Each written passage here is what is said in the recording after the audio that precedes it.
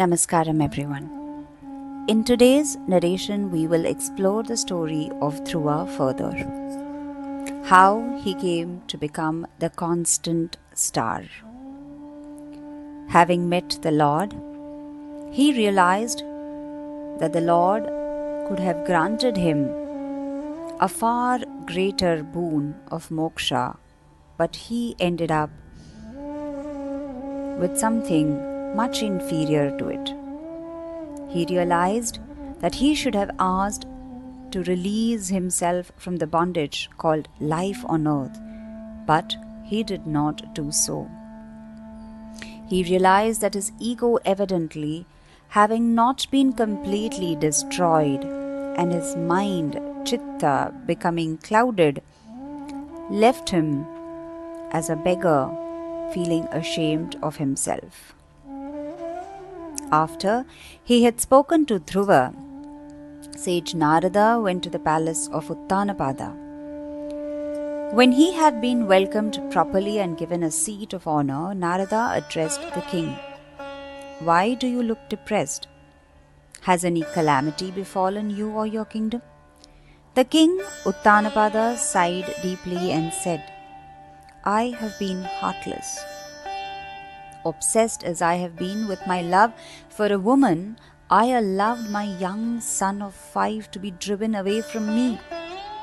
He is wandering about in the forest. Will he not be hungry and thirsty? How can his tender form bear the difficulties of living in the forest? He will surely be eaten up by the wolves and the other wild animals in the dreadful forest. He wanted to sit on my lap, and my blindness was so much that it prevented me from letting him do so. Hurt by my indifference and by the cruel words of my wife, the poor child has left me and gone away. Are you surprised then that I am depressed?" he told Narada. Narada smiled at him and said, "Please stop mourning for your son who is protected by Narayana himself. Your son will be the greatest among men. You do not know the greatness of Dhruva, nor are you aware of the future of this child, as you call him. Your son will achieve what the Devas have not been able to, and because of him, your name will live in the world forever. You will be known as Uttanapada, the father of the great Dhruva Swami. Do not worry. Dhruva will come to you very soon." 5 months passed, and the king was impatiently marking time.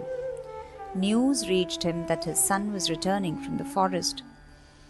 With the entire city following him, the king went out to receive the young boy. Sunuti and Suruchi were with him, and Uttama, the young son of the king. Dhruva reached the outskirts of the city, and the king spied him from a distance. Jumping out of his chariot, Uttanapada ran to his son and embraced him with tears in his eyes. Dhruva fell at the feet of his father and of his mothers. Suruchi embraced him, and with her voice faltering because of emotion, she said, "May you live long." Years passed.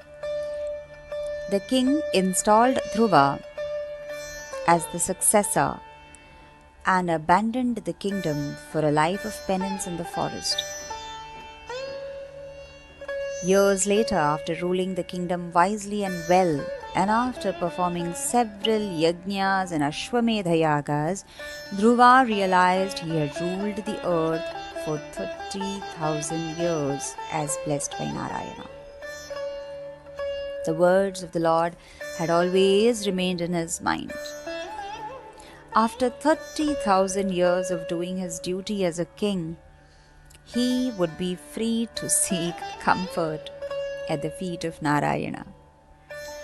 Dhruva, with a smile of happiness at the thought of his imminent freedom, installed his son on the throne and went to Badrikashrama to perform tapas.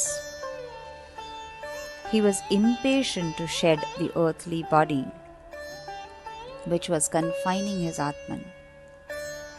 He was immersed in yoga as he was years ago. He was blind and deaf to everything around him. A glowing chariot reached his presence, and out of it came divine beings who were the servants of Narayana. He honored them, and they said, "Years ago, when you were a child of 5, you prayed to the Lord, and He granted you a place in the heavens, a place higher than that of anyone except Himself.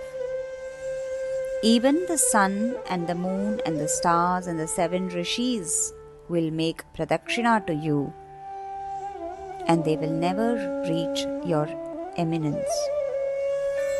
All the stars and planets will alter their course in the heavens, but you will be constant, never swerving from your place. Please enter the chariot and reach your appointed place." And as he was about to enter the chariot, Death came near Dhruva and, bowing to him, said, "My lord, please accept me." Dhruva said, "I welcome you." And placing his foot on the bowed head of Death, Dhruva entered the chariot. Dear listeners, at the end of Dhruva's story, here are some of the self-reflection questions that you may want to contemplate or perhaps even journal. What motivates my actions? Are my pursuits driven by ego or a higher purpose? How do I respond to rejection or adversity? Do I allow setbacks to deter me, or do they propel me towards growth? Am I seeking validation externally or cultivating inner peace? Where do I seek my sense of self-worth? How do I handle success and recognition? Do I let achievements inflate my ego or deepen my humility? Am I open to guidance and mentorship? Do I seek and value the wisdom of mentors in my life? Hari Om.